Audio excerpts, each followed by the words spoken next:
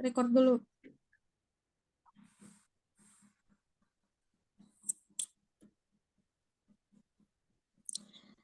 Oke, baik. Ngantuk aku. Assalamualaikum warahmatullahi wabarakatuh. Waalaikumsalam warahmatullahi wabarakatuh. Sebelumnya izin perkenalan, kami dari jurusan Teknologi Pendidikan Fakultas Ilmu Pendidikan Rombel 1 akan membahas tentang pemasaran prediktif, di mana kita itu ada 4 orang. Yang pertama ada saya, Esther Taresya Manurung. Yang kedua ada Najwa Biki Alfat. Yang ketiga ada Nakli Ardiansyah. Dan yang keempat ada Rizka Fitria. Kami akan membahas tentang pemasaran prediktif. Yang pertama ada aplikasi pemasaran prediktif. Aplikasi pemasaran prediktif ini akan dijelaskan oleh Nakli. Oke, silakan. Terima kasih atas waktunya dari Esther. Pada kesempatan kali ini saya akan membahas tentang aplikasi pemasaran prediktif. Untuk aplikasi pemasaran prediktif tersebut ada 3 macam, yaitu manajemen pelanggan prediktif, manajemen produk prediktif, dan manajemen merek prediktif. Sebelumnya saya akan menjelaskan tentang aplikasi pemasaran prediktif terlebih dahulu. Analitik prediktif ini menganalisis data historis masa lalu berguna secara retrospektif, melaporkan hasil perusahaan di mana masa lalu dan menjelaskan alasan di baliknya. Analitik prediktif meneliti perilaku pelanggan di masa lalu untuk memperlihatkan tindakan yang sama di masa depan, karena dapat berorientasi pada masa depan. Analitik ini membantu pemasar mempersiapkan respon dan hasil yang akan didapatkan. Analitik prediktif penting untuk menyusun langkah menuju tujuan perencanaan pemasaran. Jadinya pemasar kini hanya dapat menentukan skenario pasar mana yang mungkin akan jadi dan pelanggan mana yang layak dikejar. Yang pertama ada manajemen pelanggan prediktif. Menargetkan dan melayani seorang pelanggan tanpa mengetahui pendapatan pelanggan tersebut di masa depan adalah mimpi buruk investasi pemasaran. Analitik prediktif dapat membantu pemasar membuat keputusan yang lebih baik dengan mengestimasi nilai seorang pelanggan. Model prediktif yang digunakan untuk tujuan manajemen pelanggan dinamakan model ekuitas pelanggan. Model ini mengukur nilai pelanggan seumur hidup, yaitu nilai proyeksi pendapatan bersih saat ini yang dihasilkan seorang pelanggan selama berlangsungnya relasi dengan perusahaan. Dan yang kedua yaitu manajemen produk prediktif. Pemasar dapat menggunakan analitik prediktif di seluruh siklus hidup produk. Prediksinya dapat dimulai pada awal ide pengembangan produk. Praktik pemasaran prediktif ini mencegah tim pengembangan produk berulang kali bolak-balik ke papan gambar. Memiliki desain dan prototipe produk yang memiliki peluang yang lebih tinggi untuk sukses dalam uji pasar dan peluncuran. Sebenarnya akan menghemat biaya pengembangan yang ditanggung pemasar.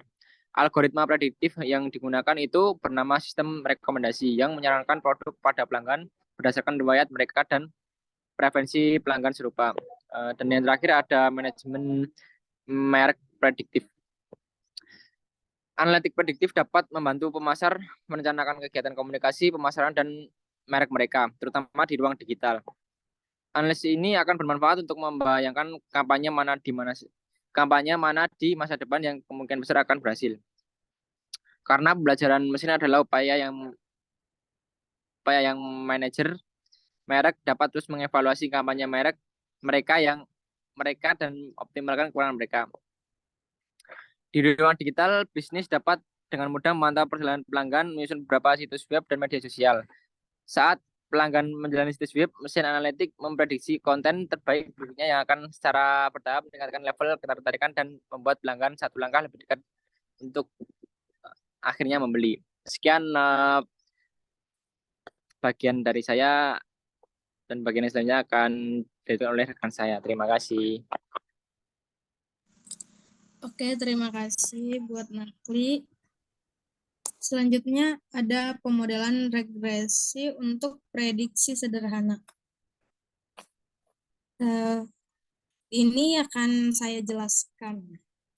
Oke, yang pertama itu pemodelan regresi dilaksanakan dalam beberapa langkah. Yang pertama ada mengumpulkan data variabel independen dan independen.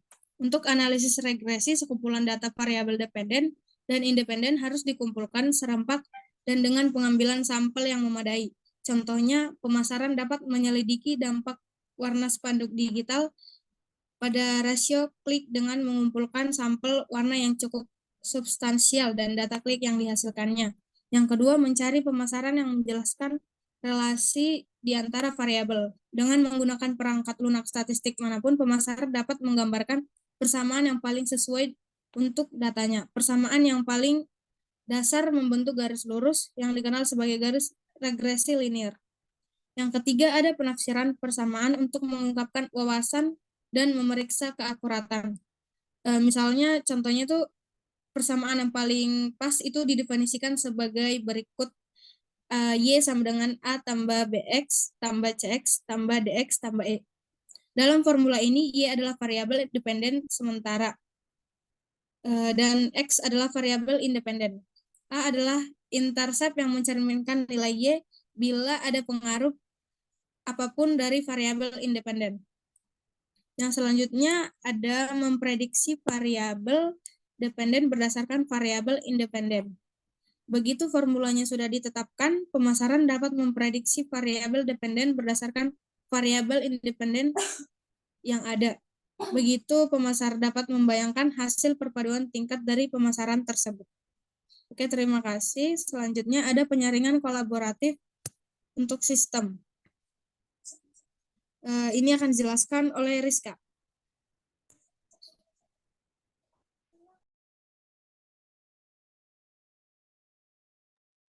Terima kasih atas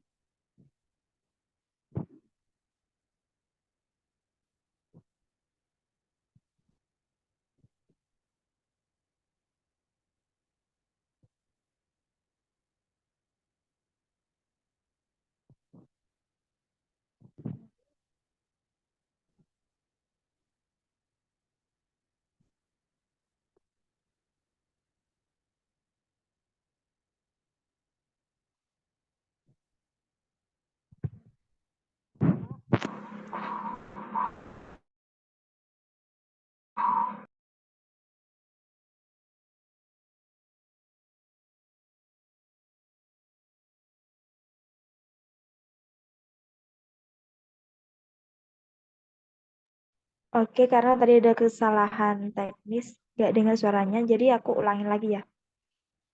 Penyaringan kolaboratif untuk sistem rekomendasi. Asumsi yang melandasinya adalah bahwa orang akan menyukai produk yang serupa dengan produk lain yang sudah mereka beli, atau lebih menyukai produk yang dibeli orang lain dengan preferensi yang sama. Hal itu tentu melibatkan kolaborasi dengan pelanggan untuk menilai produk agar modelnya berfungsi. Karena itulah disebut sebagai penyaringan kolaboratif. Nah, model penyaringan kolaboratif bekerja sesuai urutan yang logis, dibagi menjadi 3, yaitu mengumpulkan preferensi dari basis pelanggan yang besar. Untuk mengukur seberapa besar orang yang lebih menyukai suatu produk, pemasar dapat menciptakan sistem penilaian komunitas di mana pelanggan dapat menilai satu produk dengan membeli like, atau pemasar dapat menggunakan tindakan yang mencerminkan preferensi, seperti nonton video dan menambahkan produk pada daftar keinginan atau kereta belanja. Yang kedua ada mengumpulkan pelanggan dan produk serupa. Pelanggan yang sudah menilai serangkaian produk serupa dan menunjukkan perilaku serupa dapat digolongkan ke dalam klaster yang sama. Asumsinya adalah bahwa mereka adalah bagian dari segmen psikografis atau berdasarkan suka atau tidak suka dan perilaku yang sama. Atau pemasar juga dapat mengumpulkan item yang dinilai sama oleh sekelompok pelanggan tertentu. Yang ketiga, memprediksi penilaian yang akan diberikan pelanggan pada produk baru. Pemasar kini dapat memprediksi penilaian yang akan diberikan pelanggan pada produk yang belum pernah mereka lihat dan dinilai berdasarkan penilaian yang diberikan oleh pelanggan yang berpikiran sama.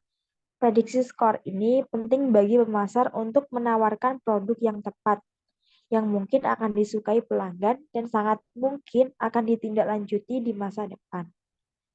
Cukup itu, Saya kembalikan ke moderator.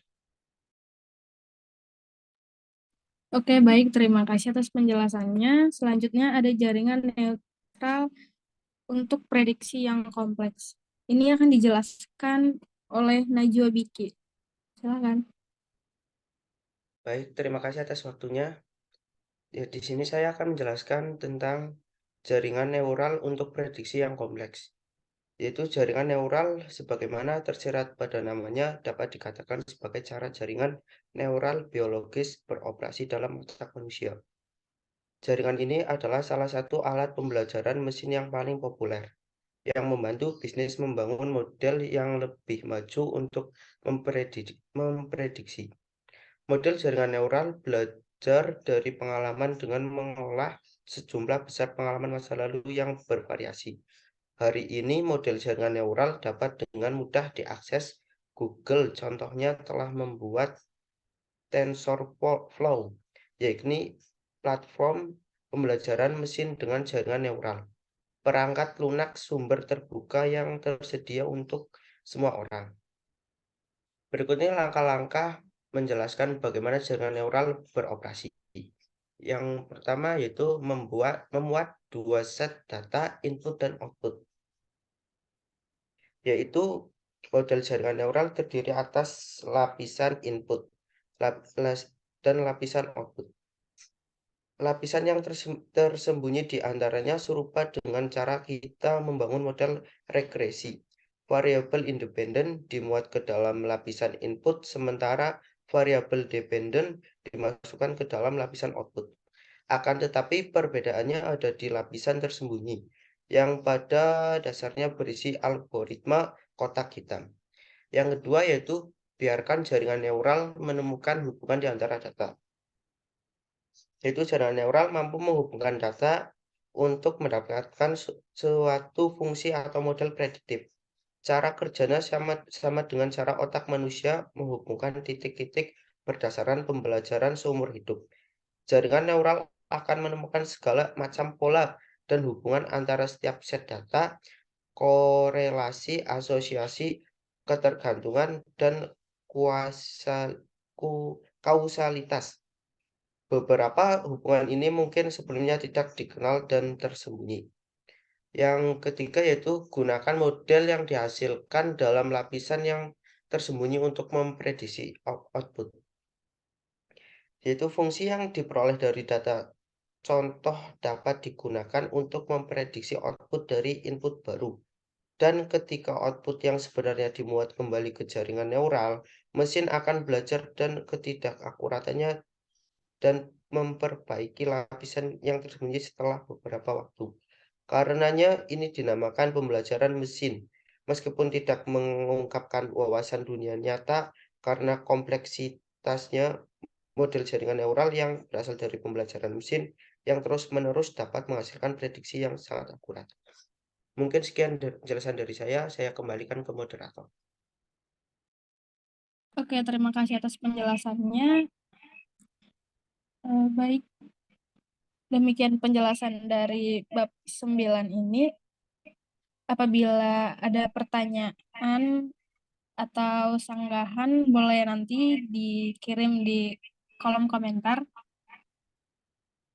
Sebelum saya mengakhirinya, saya akan membacakan kesimpulannya. Dalam manajemen produk, pemasar dapat membayangkan hasil penjualan prototipe produk pra-peluncuran dan menentukan lini produk baru yang ingin di-upsell dan di-cross-sell dengan produk-produk yang lainnya. Dan akhirnya, pemodelan prediktif dapat memampukan manajer merek menganalisis sentimen pelanggan mereka dan memutuskan bagaimana cara membangun merek dalam konteks tertentu. Ada beberapa teknik populer terkait pemodelan pemasaran prediktif yang mencakup analisis regresi, penyaringan kolaboratif, dan jaringan neural. Pembelajaran mesin atau kecerdasan buatan mungkin digunakan untuk membangun model prediktif. Jadi, sebagian besar pemasar akan membutuhkan bantuan teknis, ahli statistik, dan ilmuwan data. Namun, pemasar harus mempunyai pemahaman strategis tentang bagaimana modelnya bekerja dan kemudian menarik pemahaman dirinya. Oke, terima kasih. Demikianlah hasil yang dapat kami sampaikan. Kurang lebihnya mohon maaf. Wassalamualaikum warahmatullahi wabarakatuh. Waalaikumsalam warahmatullahi wabarakatuh. Jangan ngomong dulu.